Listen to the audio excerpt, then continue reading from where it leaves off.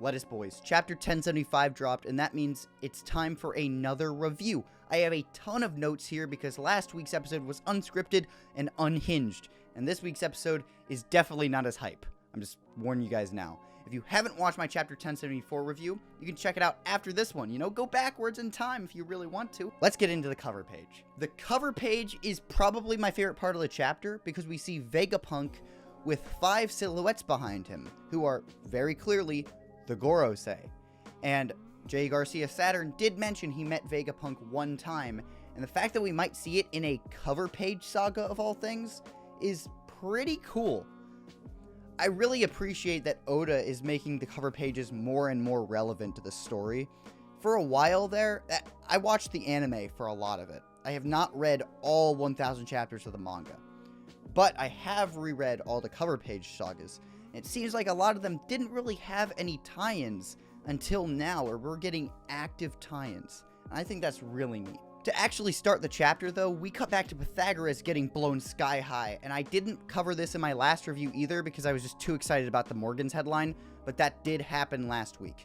Shaka is in a lot of distress. He's like, what is going on? Denden Mushi surveillance is cutting out constantly. It is utter chaos in the Labos. Not only does all surveillance get cut, though, but Luffy realizes that all the comms have been cut too because he can't hear the voices in his headset anymore.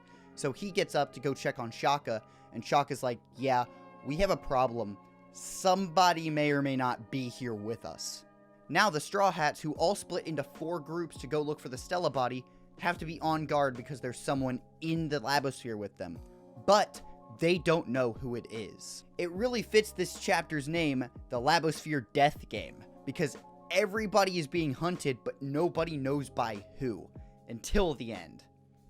The 4 groups they split into are, and I'm definitely going to have to read off my script for this, Nami, Brook, and Edison, Robin, Chopper, and Atlas, Jinbei, Stussy, and Sanji, and oh boy, is that a juicy one, and Frankie, Lilith, Usopp, and York. My boys, Frankie and Usopp, are together on an adventure, and they actually have a fight coming up, so feel free to hear my thoughts on that later in the video. We also get a really neat diagram of the lab that kind of shows us how the existing buildings are structured in the Labosphere after the Mihawk and Kuma attack.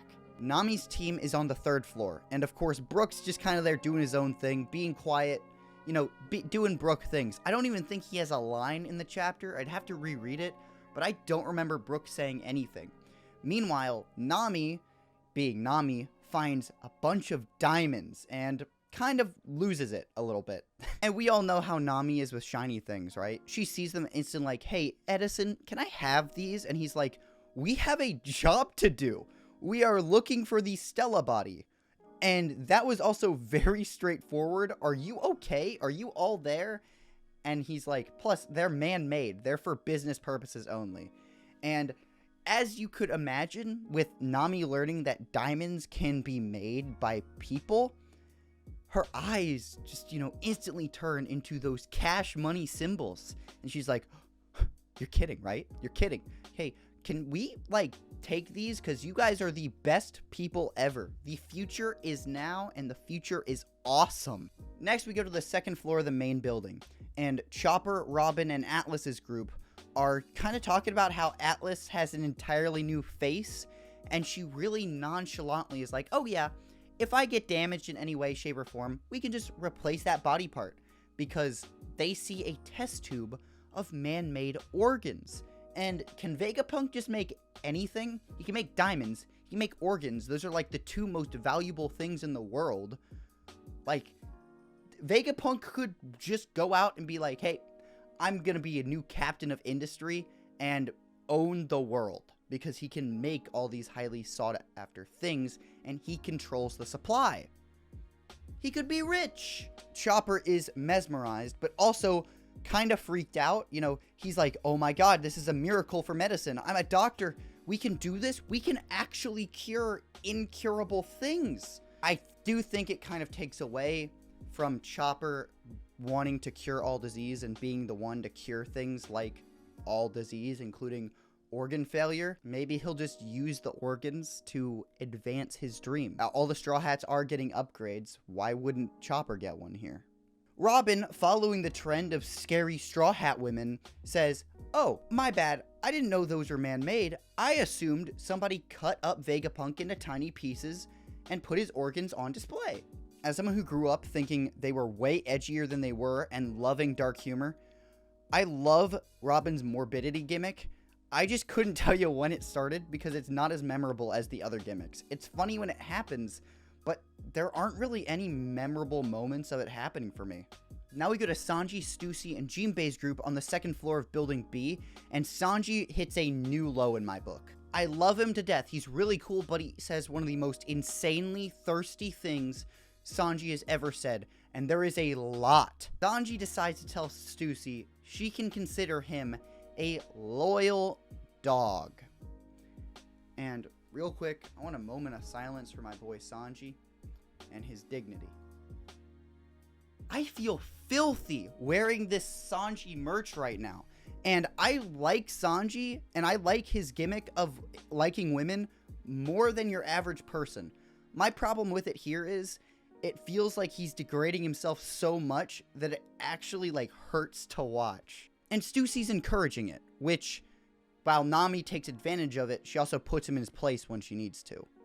Thankfully, we cut away and we see the last search party of Usopp, Frankie, York, and Lilith doing their own thing, and they actually find Pythagoras' body. See, Pythagoras' head sprouted legs and started walking over to them and said, "Hello, please don't shoot me. I'm not an enemy."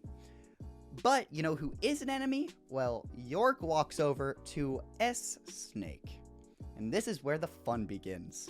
S-Snake turns York to stone using her Mero powers, which is, again, a very questionable action. York, what's going through that head of yours? And then, she blows up Usopp's group.